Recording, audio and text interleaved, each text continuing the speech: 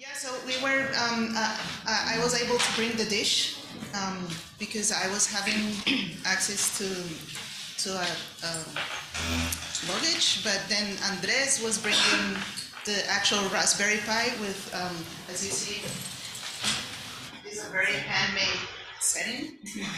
And he was bringing this too, and that was taken at the airport in Colombia. So he has been all around Berlin trying to find a way to for us to show this today to you. So this is one of the cookie things that we had for at the coffee break. And so he took this and he went all over Berlin trying to find a piece of cable that apparently, so in Colombia you can actually get just a little piece, but here you have to buy like 20 meters. And we had a friend who let us borrow a Raspberry Pi for us to show to you today. So we're not going to be able to actually show the software that he had developed because it's in Colombia, and it was 3 days. It wasn't enough for us to develop it again for a show off today. What? But how do I go to the next one? Oh, here. That's easy. So what this idea came about, of course, COVID. So we needed a way to collaborate with people who are not in our house, and how can we do that with issues with internet access and where traveling is so expensive, both for people in the communities and for us. How do we go there to do field work and how they come to us, or how can we back up data? So we thought at first that we were going to do just a simple setting for remote training. So this was supposed to be a light computer where we could upload short videos for training. And then Andrés thought, why not? We can also get them hooked to the internet and help them upload data, even when it's very slow. And we can help do backup where we are. Okay, so why did we choose to use a Raspberry Pi for a little hub? Basically, it's super easily available most of the time, maybe not right now, because for some reason there is a massive shortage of them. And well, usually it's very usually it's very cheap to get, and it's extremely available. We managed to get one in 2 days here, so like it's really very easily available. It's very really available. And it's very easy to deploy because you only need like a Raspberry Pi, maybe like a 3D printed case like this, and it has very low power requirements, which is something that we were looking for because many of these communities barely even have power at all. Maybe they have to go to the next town over to get some power charged. So we thought about that. We thought like, okay, we are gonna need a very low power solution that they can, in this case, they can power from a power bank. And like a big power bank like this should be able to power a Raspberry Pi for like 8 to 9 hours, which is like more than enough time to get the data out.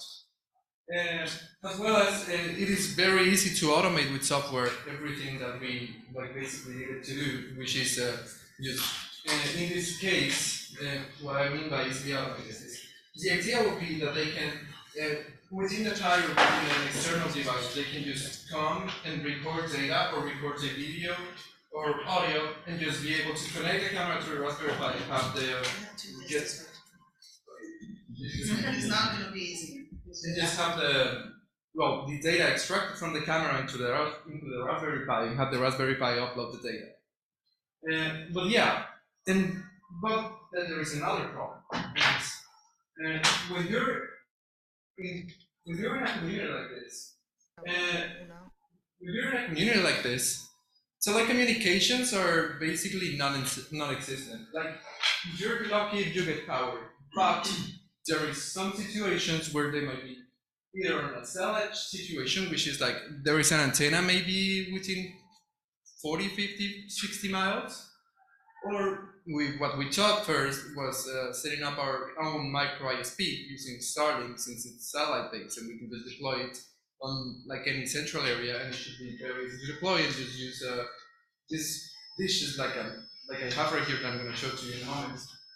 To just make long distance links. The longest we've done is around 40 miles, but I'm sure you can, like with a bigger dish, you can probably go even further than that. So with an antenna like this is a 45 centimeter dish, and a bipod video transmitting to 2100 megahertz. You should be able to get around 24 to around 30 dBi of gain. And when we're talking about mobile antennas, they should be able to give us a connection to a mobile antenna up to 50 to around 60 miles away. And we've done some testing, and we've been able to go from minus 127 dBi, which is basically no coverage, to minus 100 dBi, which is like a pretty acceptable signal. And we've been able to get like around 15 to 17 megabit uploads over the cellular network with that at a distance of around 50 miles or so. So it's like very effective in that kind of situation when you have 4G or 5G, I don't know, maybe 1, 2, 3 times over. And then we were also thinking about using a Starlink as a backhaul and setting up our radio towers and setting up these satellite dishes just as a point-to-point connection to be able to communicate with many communities from a single Starlink dish, just like. So why we show Starlink? Starlink is cheap and it's unlimited data. I know I'm not the biggest fan of Elon Musk, but this is way too good to ignore. Like it's way too good. So with Starlink testing in Colombia the service is around $50 a month, so it's like somewhat accessible, especially if you're just going to use a single antenna for like 3, 4, 5 communities. And we've been able to get around 150 to 200 megabit downloads and 20 to 40 megabit upload, which after the point-to-point connection on the other end, we've been able to get from 50 to 100 download and then 10 to 25 megabits upload, which is like more than enough to get the data up. Okay, so for the feeds, we've decided to, instead of using like actual professional equipment like this is a Ubiquiti 5 gigahertz rocket dish. It's basically the exact same thing as this antenna, but it's like actually made to like a proper standard, like $1,000, but it does basically the exact same thing. So what we've decided to do is instead of spending like $1,000 on an antenna, we can just get a cheap satellite dish in Colombia like $15. You can get super cheap. It's just got a bipod feed. The bipod feed is an antenna design that I basically chose this antenna design just because it's super easy to get set up, it's very cheap to manufacture, and it has like an incredible gain. It's 14 dBi just with the panel alone, and then you add the dish, it's gonna get like around 30 dBi and 2100 megahertz, maybe even more than that, 32, 34 on a 1 meter dish. So like it's really effective, and it's very cheap and easy to manufacture. I made that bipod feed in like 25 minutes in a friend's at a friend's place. So like, yeah, it's something that you can get set up real quick and super cheap to set up. And that is especially a concern for us, that like trying to get all these like $1,200, $1,300 antennas in the middle of nowhere in the Amazon. Yeah, it's a lot cheaper and a lot easier to just get a commercial satellite dish and a bipod feed and just get it set up. So yeah.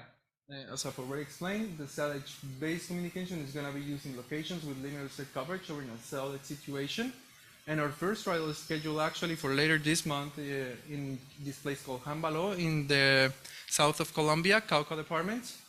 And for our Starlink base, our first trial is scheduled for around Q2 next year in the Putumayo region in southern Colombia as well. Well, there is really no coverage. There is no like a town around that has cell coverage, but we know there's Starlink coverage around. So we've been trying to communicate with 2 communities in this area using a single Starlink dish, and that will be probably like a fairly decent proof of concept for us. Okay. And so now talking about the software. So the software, we're just gonna use mostly just custom tools that I've developed. I would like to show them to you, but they were on my Raspberry Pi and I didn't bring a backup because I just thought I would be able to like bring my Raspberry Pi and all this stuff.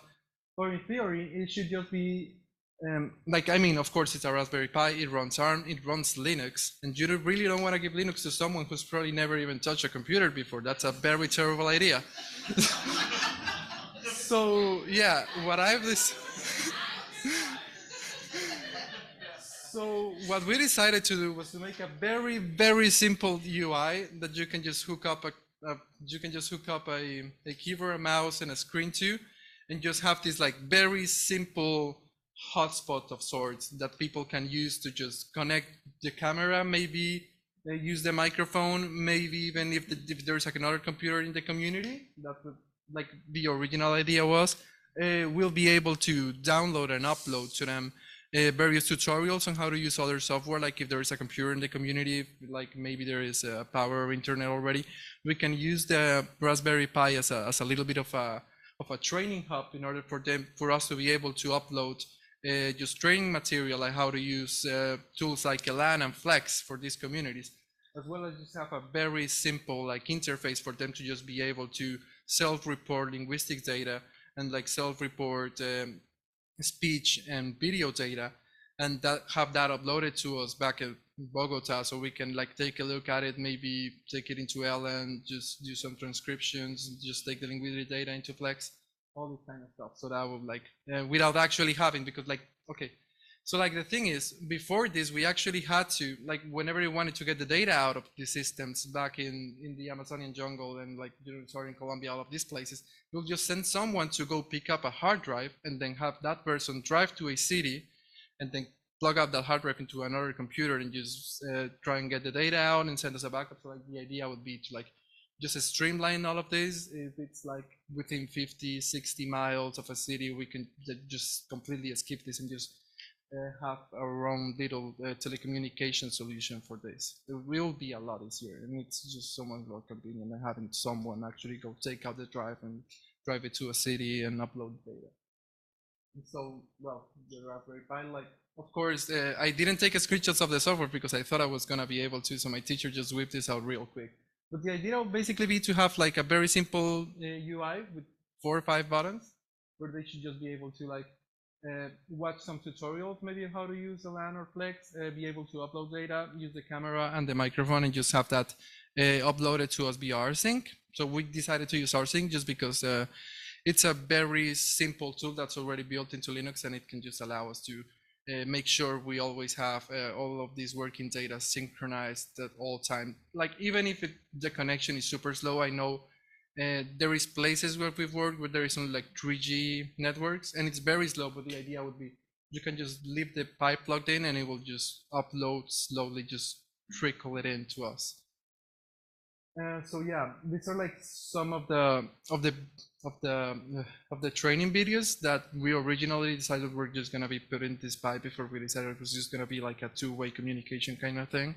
But we will still like to show them to you, like what we expected this as a training tool to be, so we just could be able to you know, to transfer over all of this training material in real time. Like even if we needed to, or like if they ask us a question, hey, how do you do it as in Elan, we should just be able to just upload a little bit of a tutorial on, okay, you just do this, just send them a video tutorial, and they can just get it immediately without having to like actually send someone with a USB stick or like actually go and update the drive at the nearest town or anything like that. It should just like be like, okay, no, don't worry, I'll send it to you. It should be there tomorrow. You should be able to open it and just get all the training data that you need in this situation.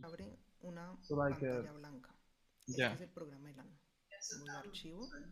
So if you were to click on the, I'm just gonna go back. If you were to click on one of those buttons, like I need training on Elan, so we are thinking on uploading very short videos on like how to open Elan, how to transcribe and translate, how to, if you closed the Elan file, how do you open it again? So it's just very short videos, like and videos of 1 minute or so. You'd be able to just upload these videos basically on demand whenever anyone whenever, since this is a two-way communication kind of thing, they could just tell us like, hey, how do you do this? And we should just be able to upload a short video showing them just how to do it without actually having to send someone over or having to explain it over the phone or something like that. It should just be like a very simple two-way communication thing that should be really easy to use for them. Okay, so what are our immediate future expectations?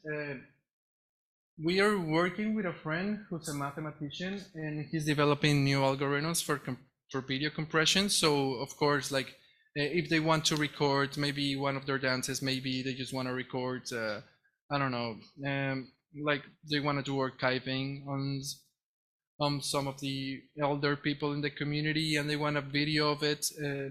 We've been working with a friend who's a mathematician who's developing new algorithms for compression. And so just like under this very limited internet access circumstances, we should be able to just compress these videos to like an acceptable quality and maybe like an acceptable size, so we can just send them over without having to wait like 2-3 days for it to upload over a 3G network or over a very poor cellular connection or something like that. We want to do pilots in other parts of the world. So currently we're only thinking of 2 pilots in Colombia, but we want to expand this and see how it adapts to different geographical conditions, not just in Colombia. As well as this plug and play media gathering thing that I've been working on. I've only been working on the back end because it's like super complicated to get like all this kernel stuff sorted out for Linux. And just like being able to check what the device ID is and where the folders in and what are new files, which are old files, and how to get rsync to not freak out when you plug a new device in. And then when you unplug it, it just freaks out because like the location just disappears on the file root system, and it's a mess. So we're trying to sort that out. That is basically it. Thank you.